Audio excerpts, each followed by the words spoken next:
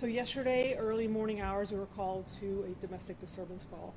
While there, patrol officers learned that Jacob Holman had been looking at images that were disturbing to family members and had also obtained some other information where detectives were called in. Detectives came in, spoke with all parties involved, and this investigation lasted all day yesterday. We literally worked throughout the entire day developing the case and working throughout the details.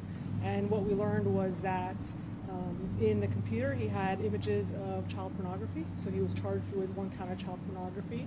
But also more disturbing was that he appeared to have a plan in place to possibly kidnap a child and commit some felonious acts against them. Talk about specifically what you guys think he had in mind.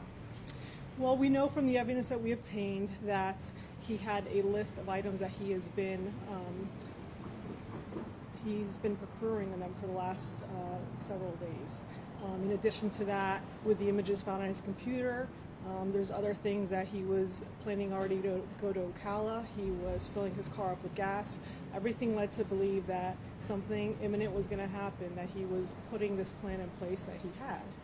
And that was why we kept the surveillance on him throughout the day yesterday while we were working to develop any possible charges we had, because that's the threat that we believed we were facing with. We thought we had an imminent threat that we were trying to stop from happening. Can you talk about some of the items that he was assembling? Sure. So he was in the list. He talked specifically. The list said snatch up little girl, LIL, little girl, throw in trunk. He also talked about items, and he'd been trying to collect them. So flashlight, duct tape, shovel, things of this nature. Condom was on that list. So with that, he had been taking steps to actively get them, and that's why this was a huge deal for patrol officers to realize the threat that was happening right there beyond the initial call of a domestic disturbance. They called in the detectives, and we worked tirelessly throughout the day in order to protect the community. Reading between the lines, it sounds like this was a plot to abduct, rape, murder, and conceal a body. So it's hard to speculate what's into one's mind, but obviously when we look at it, that was the concern, right? The concern with this one was absolutely that we have to safeguard our community and our children, because everything, little pieces, especially adding up and all the pieces being put together, made us believe that we had a threat imminent in our community, and we were going to do everything we can to protect the community. Talk about how big of a deal it is to get someone like this on the streets. So often law enforcement, we come in after the fact, right? We get called in once a crime actually happens, and we start investigating that way.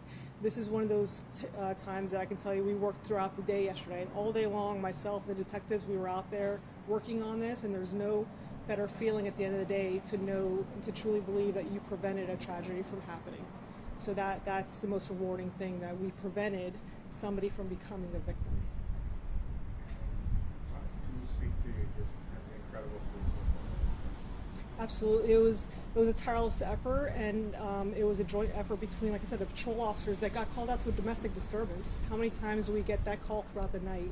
Midnight officers went out to a domestic disturbance, and if they didn't have the forethought to look deeper into what was being told to them and to call detectives, and for the detectives to come in at 3 in the morning to start on this investigation right away, without those partnerships, who knows what would have already been able to happen. We were able to get on top of this from the very beginning instead of trying to backtrack after the fact, trying to put the pieces together.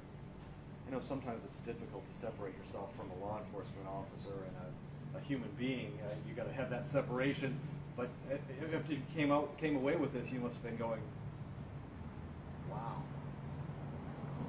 Absolutely. So as a community member, as a parent, as a family's member, this is one that makes you proud to be in this profession. The collaboration between the patrol officers, the detectives, the state attorney's office, who we spoke with throughout the case yesterday. This is one that makes you very proud, and you just want to thank the family members that came forward and voiced this concern, because we really did. I truly believe that we saved a life yesterday. You might have alluded to how close was he to executing this? Well, like I said, he put all the plans in place already. He had a list. He was already starting to compile it. He was taking all these steps. I do believe that a threat was imminent. He was taking the steps to commit this act. It wasn't just a thought. He was actively taking steps in order to go through with a plan that he had established. It's one thing to write down a plan, it's another thing to have a trunk full of supplies. Correct. Right. Yep. So he had supplies he has been trying to get already. He was had a plan where he was already going to be going. He already told us he had plans to leave town. He was filling up his car with gas that evening. So do I know for sure what would have happened? We have no victim, but that's what I'm thankful for. I'm thankful that our officers were able to see this for what it was, the concern. The detectives came in right away. We worked this tirelessly throughout the day to be able to prevent us from sitting here today telling you about a victim that we have. Who called the police department to get this rolling? It started as a domestic call for service, a domestic disturbance yesterday around 2 in the morning.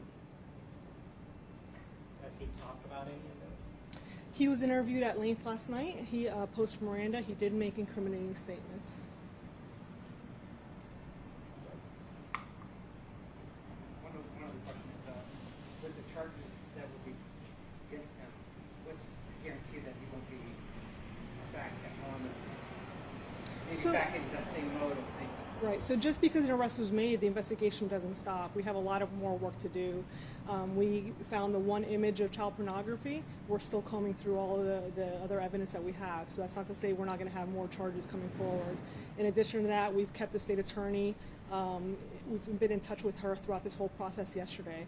So they are also aware of our concerns in this case as it develops, and we're going to do everything we can to seek the justice that I believe he deserves in this case.